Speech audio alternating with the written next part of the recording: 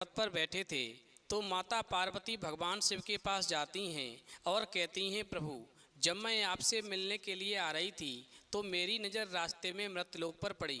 तो मैंने क्या देखा कि कुछ सुहागिन स्त्रियां आपस में चर्चा कर रही हैं कि स्त्री की एक चीज़ छूने से किस्मत बदल जाती है और स्त्री के इस दिन चूड़ी पहनने से पति की उम्र कम हो जाती है। प्रभु मैंने जब से उस चर्चा को सुना है मेरा मन विचलित हो गया है, इसलिए मेरा आपसे अनुरोध है आप मुझे मेरे दोनों प्रश्नों का उत्तर देकर के संतुष्ट करने की कृपा करें। भगवान शिव कहते हैं, पार्वती तुम अपने दोनों प्रश्न बताओ, मैं तुम्हें संतुष्ट करने का पूरा प्रयास करूंगा। माता पार्वती कहती हैं, प्रभु मेरा पहला प्रश्न है कि स्त्री की कौन सी चीज़ ऐसी है जिसको बिना बताए छूने से रातों रात इंसान का भाग्य बदल जाता है। और मेरा दूसरा प्रश्न है, स्त्री के किस दिन चूड़ी पहनने से पति की उम्र कम हो जाती है। भगवान शिव कहते हैं, पार्वती मैं तुम्हें तुम्हारे दोनों प्रश्नों के उत्तर एक छोटी कहानी के माध्यम से दूंगा, मगर मेरी एक शर्त है, मैं जब तक कहानी सुनाऊं तब तक पूरा मन लगाकर कहानी सुनना और कहानी पूरी सुनना, क्योंकि आधी अधूरी कहानी सुनने से आधा अधूरा ही ज्ञान प्राप्त होता है जो जीवन में कभी काम नहीं आता। फिर भगवान शिव की बात सुनकर के माता पार्वती कहती हैं, ठीक है प्रभु मैं आपको वचन देती हूँ कि कहानी पूरे मन से सुनूंगी, आप कहानी प्रारंभ कीजिए। भगवान शिव कहते हैं, पार्वती एक नगर में एक सेठ रहते थे, वो बहुत ही संपन्न थे, उनके पास सब कुछ था, आलीशान दुकान थी, भव्य महल था, धन की कोई कमी नहीं थी।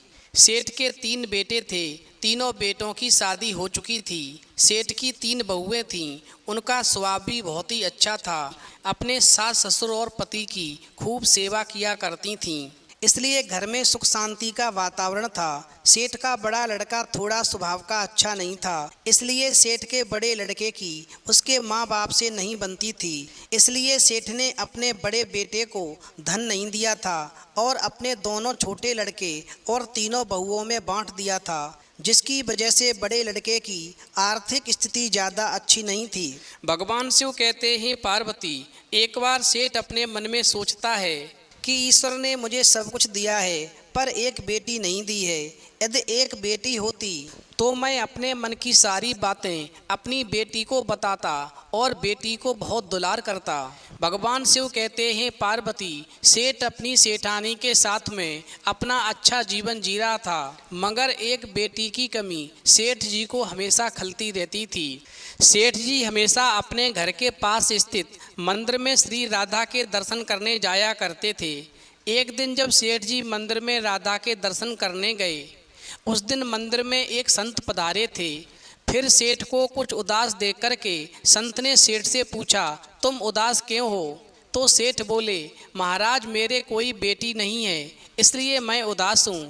फिर संत मुस्कुराए और बोले, यदि जीवन में किसी का अभाव है तो उसकी जगह भगवान को बिठा लेना चाहिए। तो सेठ जी बोले, महाराज मेरे तो कोई बेटी नहीं है, तो मुझे क्या करना चाहिए? फिर संत बोले, अरे सेठ तुम एक काम करो, तुम बरसाने की बेटी श्री राधा को ही अपनी बेटी क्यों नहीं मान लेते हो? भगवान शिव कहते हैं, पार्वती इस प्रकार संत की बात सेठ जी को बहुत ही पसंद आई। उसी दिन सेठ ने राधा का एक बड़ा चित्र मंगवाया और उसे अपने कमरे में लगा लिया। अब तो सेठ का जीवन पूरा बदल गया। वे उठते बैठते सोते जागते श्री राधा जी को अपनी बेटी मान करके उनसे बातें करने लगते थे। और इतना ही नहीं, सेठ को अपनी बेटी राधा से हर बात बताने में बहुत ही आनंद आता था।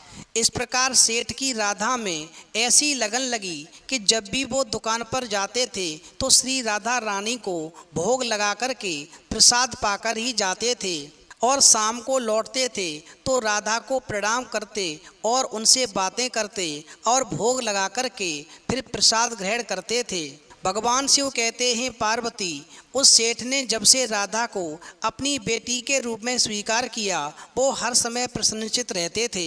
जब भी सेठ से कोई पूछता था कि तुम्हारे कितने बच्चे हैं, तो सेठ हमेशा यही कहता था कि मेरे 3 बेटे 3 बहुएं और एक बेटी है। भगवान शिव कहते हैं, पार्वती, एक दिन सेठ जी के घर में चूड़ी पहनाने वाली मनिहारिन आई तो राधा ने सोचा कि आज तो दिन ठीक नहीं और आज के दिन तो चूड़ी पहनना अशुभ होता है। इसलिए राधा ने अपनी माया से उस मनिहारिन की चूड़ियों का रंग खराब कर दिया, जिससे सेठ की बहुओं ने चूड़ी नहीं पहनी और मनिहारिन को वापस कर दिया। उधर जब 2 दिन के बाद में वही मनिहारिन उन चूड़ियों को देखती है तो वही चूड़ियाँ सुंदर हो जाती हैं। फिर मनिहारिन उन्हीं चूड़ियों को लेकर के सेठ के घर पुनः आती है तो सेठ की तीनों बहुएं चूड़ियाँ पहनती हैं और बाद में राधा भी चूड़ी पहनने के लिए प्रकट होती हैं। और जब राधा प्रकट हो गईं तो मनिहारिन ने जब राधा का स्वरूप देखा तो मनिहारिन उन्हें देखते ही रह गई। फिर राधा मनिहारिन से कहने लगी, मुझे भी चूड़ी पहनाओ। उधर राधा की बात सुनकर के मनिहारिन ने मन में विचार किया कि हो सकता है कि सेठ के घर पर कोई मेहमान आ गया होगा, क्योंकि हमेशा तो मैं जब भी इस घर में चूड़ी पहनाने आती थी तो सेठ की केवल 3 ही बहुएं दिखाई पड़ती थीं जो हमेशा चूड़ी पहनती थीं, मगर आज ये चौथी बेटी मुझे नज़र आई है, लगता है कोई मेहमान होगी। भगवान शिव कहते हैं, पार्वती, और फिर ऐसा सोच कर के उस मनिहारिन ने राधा को चूड़ियाँ पहना दी। अब राधा चूड़ी पहन कर के एक ओट में जाकर के अंतर ध्यान हो गईं। सभी को चूड़ियाँ पहना करके मनिहारिन हमेशा की तरह चूड़ियों का पैसा लेने के लिए सेठ जी की दुकान पर चली गई। फिर मनिहारिन को देखते ही सेठ कहने लगा, लगता है घर पर चूड़ियाँ पहनाने गई थीं, तुम हमारी तीनों बहुओं को चूड़ियाँ पहनाकर आई हो, ये तुम्हारे पैसे हैं, लो अपने पैसे। मैं